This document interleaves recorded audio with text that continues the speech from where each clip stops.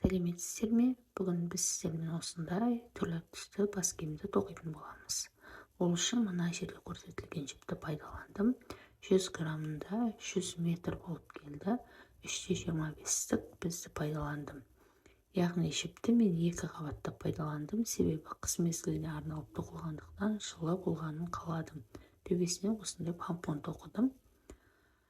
Енді біз бас киімді қалай тоқимыз, соған тоқталайық. Алдымен бізімізге 90 ілмек іліп аламыз. Іліп алғаннан кейін міне көріп тұрсыздар, мына сары тұстан бастап тоқитын боламыз.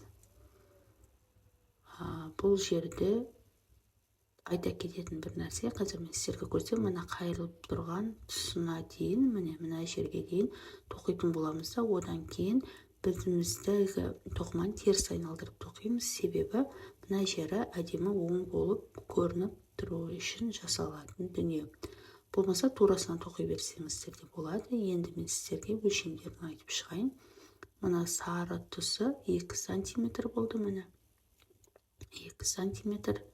Әр жіпті кезегімен қосып тоқи беретін боласыздар. Мына жасыл түсі 5 сантиметр болды. Қызыл түсі 4,5 сантиметр. Қара түсі 9 сантиметр. Одан кейін жасыл түсті жіп бізде 2 сантиметр, сары түсті 5 сантиметр.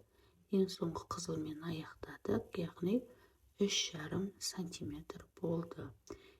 Бұл жерде түстерді таңдау ерекшелігі, қанша қалыңдықта тоқисыз, ол өзіңіздің таңдауыңызға байланысты. Мен осылай болғанын қаладым, сол себепті осылай тоқыдым. Жалпы ұзындығы 30 сантиметр болды бас киімнің. Одан кейін мына сары тұстан бастап келесі сары түске дейін еш үздіксіз 2-2 резинкамен тоқып шықтым. Одан кейін мына қызыл түске келгенде төбе жағын қысқарттым. Мына жердегі 1, 2, 3, 4, 5, 6, 7 қатарды тоқыдым. Оның ең алғашқысын 2 оң 2 теріс болса, сол 2 оңды бірге тоқыдық та, одан кейін 3 қатар тоқып алдық, одан кейін 1 оң 1 теріс қалады ғой, сол екеуін біріктіріп тоқыдық та, ары қарай 3 қатар тоқыдық. Осылай қысқартып шықтық. Мына төбесіндегі помпонды көріп тұрғандарыңыздай мен жіппен байлап қойдым. Кіргізіп, керек кезінде былай жіпті босатып алып тастап киюлеріңізге болады, немесе помпонмен осылай әдемі етіп байлап қойып қайтадан кие беруге болады. Бас киіміміз де осылай дайын болды. Егер де түсінбеген сұрақтарыңыз болса, комментарийға қалдырып кетіңіздер, мен сіздерге міндетті түрде жауап беретін боламын.